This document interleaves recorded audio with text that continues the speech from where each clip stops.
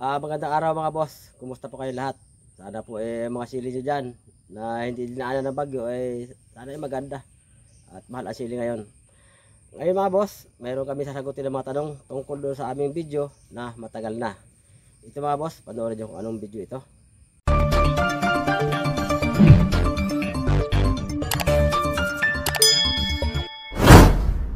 Dito mga boss sa video ito, uploaded itong video na ito noong 2021 pa ito. Ang title ng video ito, paano gamutin ang kulot na dahon ng sili. So ayan mga boss, ayan o, sa screen makikita nyo naman yung video. Sa video ito mga boss, mayroon ito siyang 105k views. So napakaraming tanong dito na marami nalilito at hindi daw nila maintindihan ang sinasabi ko sa video ito. Kaya ito mga boss, lilinawin namin to. Dito ka konting Boss Mike. Kasi si Boss Mike nandun din sa video iyon. Diyan mga boss sa video na yan, mayroon kami dyan ni Boss Mike pinakita na 4 na brand ng lason, insecticide. Katulad nitong Agrimic, Pegasus, Lanet, at yung 7 insecticide. Doon sa nag-comment sa ating video, ito mga comment niya oh. Sabi niya, explain Dol kung ilang beses daw ba yan. Sabi niya, gamitin i-spray at alin dyan ang mauna at kasunod na i-spray sa sili. Kaya mga boss yan, maraming brand ang pinakita namin sa video na yan. Dahil hindi naman lahat ng brand na yan ay available sa lahat ng lugar ng Pilipinas. Halimbawa, ang sili nyo kung mulot ng dahil sa brood mites at sa thrips, ang pwede nyo i-spray dyan, kung hindi yung Agrimic, pwede rin yung Pegasus.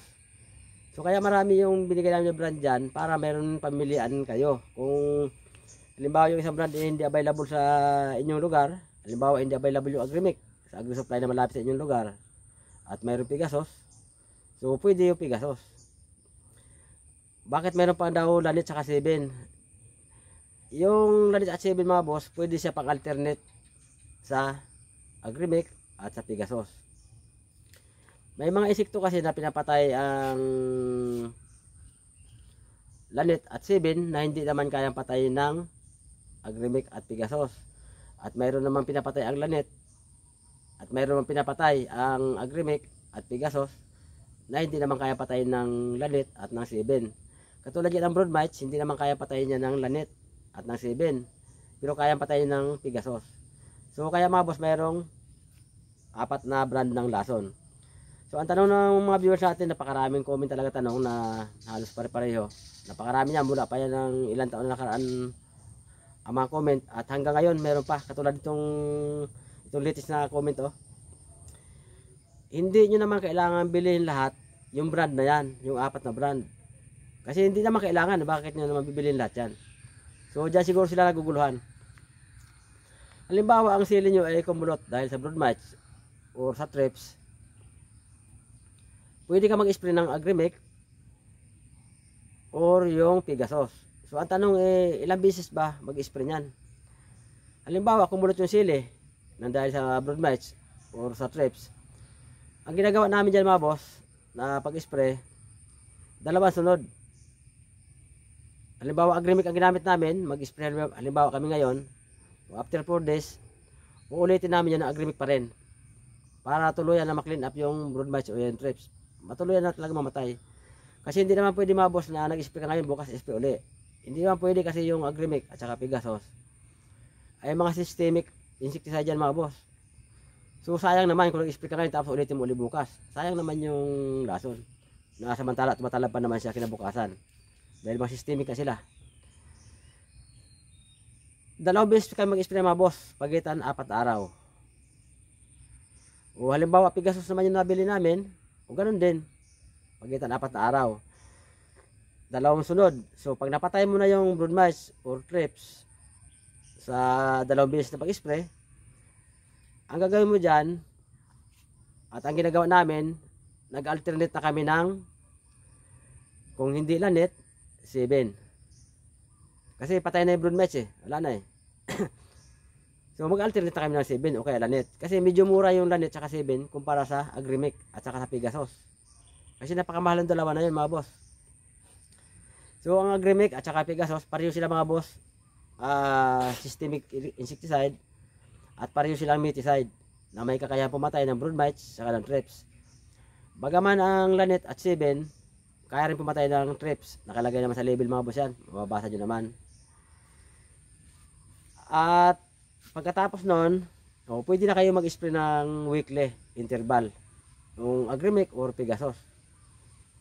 Kasi napatay nyo na mites, kaya kayo mag-spray ng weekly na Agrimic or Pegasus para pag-maintenance nyo na, para hindi na siya kumulot ulit.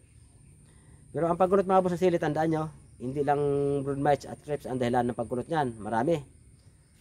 Minsan ang sili, pag kulang sa calcium, kumukulot yan mga boss. Ibang alang ang itsura ng kulot sa kulang sa calcium. Hayaan nyo mga boss yan at gawan din namin video yan sa sunod namin video. Yung tungkol naman sa pangulot ng sili na kulang sa calcium. Mayroon pa pangulot, yung dahilan ng halimbawa may nag-spray ng herbicide sa tabi ng silihan nyo tulad ng 2,4-D. Kukulot pa rin mga boss yung sili. Pag nakaamoy sila ng 2,4-D ester, mangungulot pa rin. Pagka minsan sumusobra ang paglagay ng pataba, kumukulot pa rin yan mga boss. So marami mga boss ang dahilan.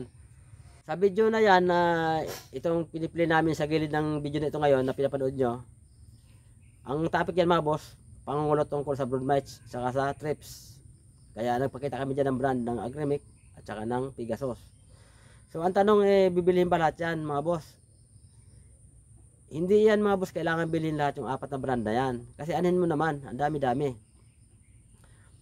Halimbawa, napatay nyo na yung brood mites, nag-spray kayo halimbawa ng Agrimic o Pegasus, napatay na yung brood mites, o pwede kayo bumili ng lanet o kaya 7 pang alternate.